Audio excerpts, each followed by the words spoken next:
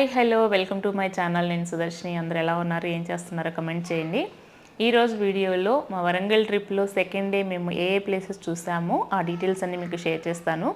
వీడియోలోకి వెళ్ళే ముందుగా మీలో ఫస్ట్ టైం ఎవరైనా నా ఛానల్ విజిట్ చేసినట్లయితే ఛానల్ని సబ్స్క్రైబ్ చేసుకోండి. పక్కనే బెల్ ఐకాన్ ఉంటుంది, క్లిక్ చేసి ఆల్ అని ప్రెస్ చేయండి. నేను వీడియో పోస్ట్ చేయగానే మీకైతే నోటిఫికేషన్ వచ్చేస్తుంది. సో సెకండ్ డే మేము మార్నింగ్ బ్రేక్ఫాస్ట్ చేశాక ఫస్ట్ మేము చూడాలనుకున్న ప్లేస్ వచ్చి వరంగల్ ఫోర్ట్ అనమాట. ఫోర్ట్లోకి వెళ్ళేటప్పుడు 3 కోటగోడలు కనిపిస్తాయి. మీరు స్టార్టింగ్లో చూసింది అది వచ్చి మట్టి కోటగోడ, దాన్నే ధరణి కోటగోడ అని కూడా అంటారు. ఇక్కడ ఇప్పుడు మీరు చూస్తున్నది ఇది రాతి కోటగోడ. సో వెళ్ళే ఎంట్రన్స్ అంతా కూడా చాలా చిన్నదిగా ఉంటుంది, చాలా నారో రోడ్స్ అనమాట. ఫస్ట్లో చూసింది అది వచ్చి మట్టి కోటగోడ అని చెప్పాను కదా, అది స్టార్టింగ్లో మాత్రమే కొంచెం స్టోన్స్తో ఉంటుంది, మిగతా వెనకాల మొత్తం భాగం కూడా మట్టితో ఉంటుంది. ఇది మాత్రము రాతి కోటగోడ, మొత్తంగా కూడా అన్ని స్టోన్స్తో రాళ్లతో మాత్రమే కట్టిన కోటగోడ అనమాట. ఇలాగా ఈ వరంగల్ ఫోర్ట్కి 3 కోటగోడలు ఉన్నాయి.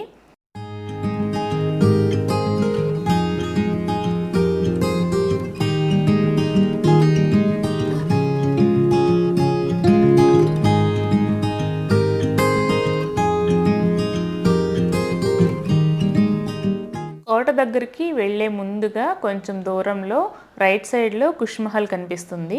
ఇదే అన్నమాట కుష్మహల్. ఇది కాకతీయుల కాలంలో ఢిల్లీ సుల్తానులు పరిపాలించినప్పుడు ఇది కట్టించారంట. అంటే కాకతీయ సామ్రాజ్యం మీద ఆ ఢిల్లీ సుల్తానులు యుద్ధం చేసి వాళ్ళు స్వాధీనపరుచుకున్నప్పుడు ఆ సుల్తానులు కట్టించిన మహల్ అన్నమాట ఇది.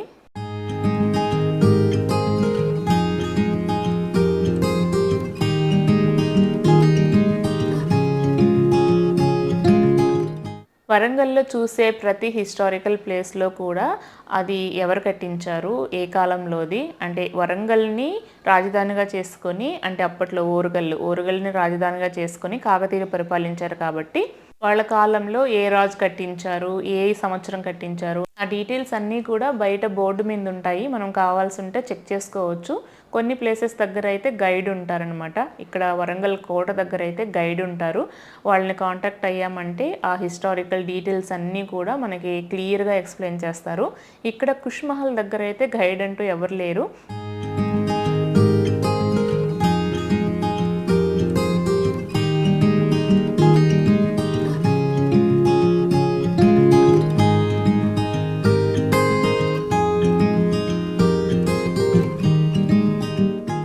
ఈ కుష్మహల్ దగ్గర కొంచెం సేపు చూసి మేము ఇంకా కోట దగ్గరికి బయలుదేరాము. అయితే వెళ్ళే దారిలో ఆ కోటకు చుట్టూరు ఉండే ప్రహరీ గోడ కూడా కనిపిస్తుంది. ఇదే అన్నమాట, చాలా పెద్దదిగా చాలా హైట్లో ఉన్నది. ఇక్కడ ఉండేవన్నీ కూడా పెద్ద పెద్ద రాళ్లతో కట్టినవి అన్నమాట.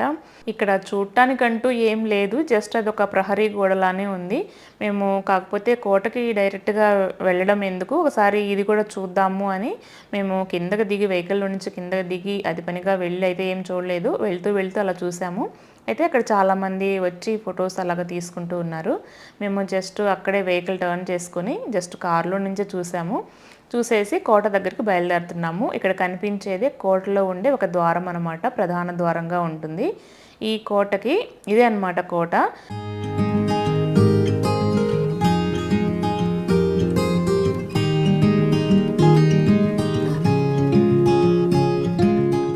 కోట దగ్గరికి వచ్చేసాము. మెయిన్ ఎంట్రన్స్ ఇదే, ఇక్కడ నుంచి లోపలికి వెళ్ళాలి. కార్ అయితే పక్కనే పార్క్ చేసుకోవచ్చు. లోపలికి వచ్చేసామన్నమాట. ఎంట్రీ ఫీజు అయితే ఉంటుంది. పెద్దవాళ్ళకైతే 50 రూపీస్ ఎంతో ఉంది, నాకు సరిగా గుర్తులేదు. పిల్లలకైతే బిలో 15 ఇయర్స్ వరకు అయితే ఛార్జ్ లేదు. 15 ఇయర్స్ పైన ఎక్కువ ఉండే వాళ్ళకైతే టికెట్ తీసుకుంటారు. అండ్ కెమెరాతో ఏమైనా స్పెషల్గా ఫోటోగ్రఫీ కానీ వీడియోగ్రఫీ చేయాలి అంటే మాత్రం కెమెరాకి కూడా టికెట్ తీసుకోవాలి.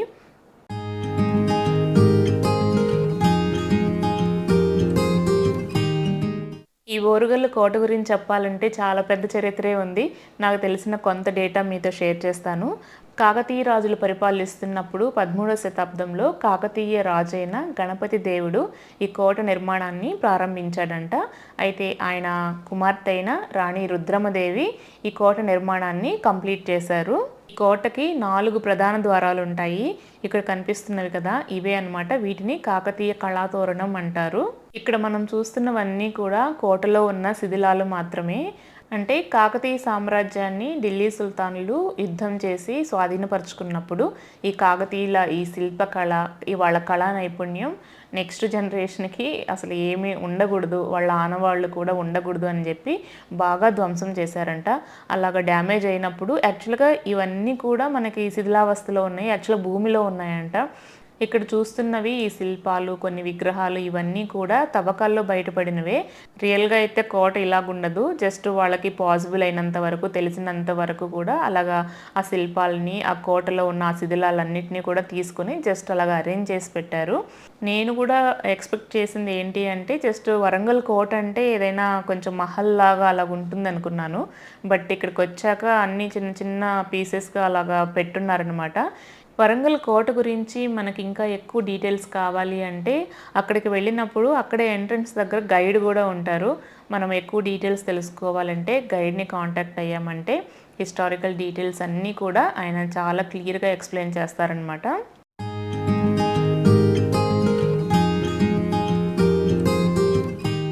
వరంగల్ కోట చూశాక మేము నెక్స్ట్ బయలుదేరి 1000 స్తంభాల గుడి దగ్గరికి వెళ్ళాము.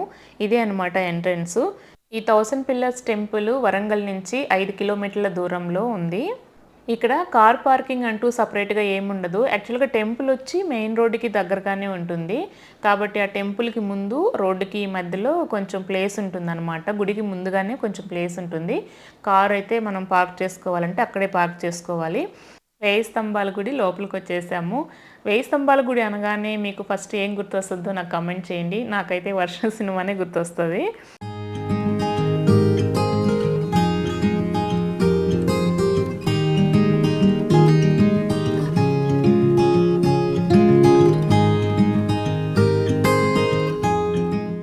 అయితే మేము వెళ్ళినప్పుడు నంది విగ్రహానికి ఏవో కొన్ని మరమ్మతులు, అంటే కొంత వర్క్ జరుగుతూ ఉన్నది. అందుకని చెప్పి చుట్టూరు కొంచెం క్లాత్ లాగా కట్టేస్తున్నారు. అది అక్కడ నంది విగ్రహం అయితే కనిపించకుండా ఉన్నదనమాట. ఇక్కడ నుంచి లోపలికి, గర్భగుడి లోపలికి వెళ్ళాలి. ఈ 1000 పిల్లర్స్ టెంపుల్ గురించి కొంత డేటా ఇక్కడ బోర్డు మీద ఉంటుంది. మనకి ఈ టెంపుల్ గురించిన డీటెయిల్స్ కావాలంటే ఇక్కడ కూడా చెక్ చేసుకోవచ్చు. మేము వెళ్ళినప్పుడు కొంచెం హాలిడే సీజన్ కదా, కొంచెం ఎక్కువ మంది జనాభానే ఉన్నారు. మేము వెళ్ళినప్పుడు క్యూ లైన్ కొంచెం తక్కువగానే ఉన్నది. స్లోగా, అంటే just within half an hour 1 hour లోపల ఎక్కువ మంది వచ్చేసారనమాట. అప్పటికే ఆఫ్టర్నూన్ అయిపోయింది. మేము వెళ్ళి దర్శనం చేసుకొని ఇంకా బయటకు వచ్చేసాము. లోపలికైతే ఫొటోస్, వీడియోస్ ఇవన్నీ అలో లేదనమాట. ఇక్కడ నేను చెప్పాను కదా ఇంతకుముందు, నందీశ్వరుడికి, నంది విగ్రహానికి ఇక్కడ కొంచెం పనులు జరుగుతున్నాయి అని. నంది విగ్రహానికి ఎడమ వైపు కాలు లేదు, అప్పట్లో ధ్వంసం చేసినప్పుడు పోయిందంట. ఇప్పుడు ఇక్కడ కనిపిస్తుండేది మాత్రము ఇప్పుడు వీళ్ళు కొత్తగా ఒకటి తయారు చేసి పెట్టున్నారు. నంది విగ్రహానికి ఇంకా కొన్ని పనులు జరుగుతూ ఉన్నాయి, అందుకని చెప్పి కనిపించకుండా ఇలాగ చుట్టూరు ఇలాగ క్లాత్ లాగా ఇట్లా కట్టేస్తున్నారనమాట. ఇక్కడ కనిపిస్తున్నది ఇదే కళ్యాణ మండపము. కాకతీయుల కాలంలో కట్టిన అన్ని కట్టడాలు కూడా, ఎస్పెషల్లీ టెంపుల్స్ వచ్చి ఇవన్నీ కూడా ఇసుక మీద కట్టినవేనంట.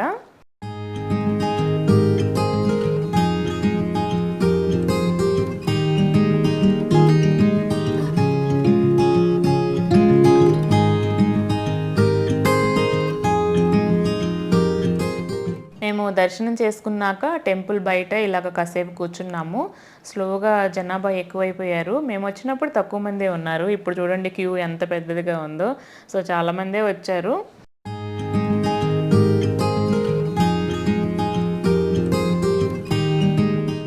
గుడి కట్టడం, ఆర్కిటెక్చర్ మొత్తం కూడా నాకు ఆల్మోస్ట్ రామప్ప టెంపుల్, ఇది మిగతావి చూసినవి అన్నీ కూడా ఒకటేలా కనిపించాయి. మేబీ ఆ కాకతీయుల కాలం అప్పుడు ఆ ఇంజనీరింగ్, ఆర్కిటెక్చర్ మొత్తం కూడా వాళ్ళ టేస్ట్కి తగ్గట్టు ఆ శిల్పకళా నైపుణ్యం అంతా ఒకటేలాగా ఉంటుంది అనుకుంటా. సో సేమ్ స్ట్రక్చర్ అయితే అలానే ఉంది. కాకపోతే ఎస్పెషల్లీ ఇది 1000 స్తంభాల గుడి అని ఎందుకంటారంటే, గుడి లోపల బయట అన్ని స్తంభాలు కూడా మొత్తం కలిపి 1000 ఉంటాయంట.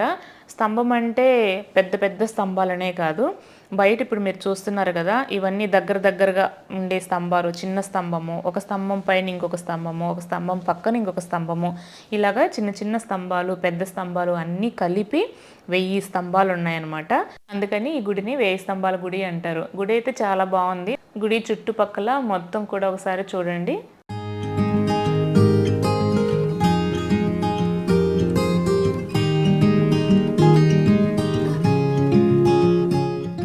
ఇక్కడ మొత్తం చూసుకొని మేము స్టార్ట్ అయ్యేటప్పటికి 2:30 ఎంతో అయిందనుకుంటా. ఇంకా మధ్యాహ్నం లంచ్ టైం కదా, ఆకలేస్తుంది. సరే వరంగల్లో ఎక్కడ మంచి హోటల్ ఉంటుంది అని చెప్పి మేమే గూగుల్లో సెర్చ్ చేస్తే మాకు ప్యారడైజ్ కనిపించింది. వెమ్మటి అక్కడికి వెళ్ళేసేసి మంచిగా హాయిగా బిర్యానీ కూడా తిన్నాము.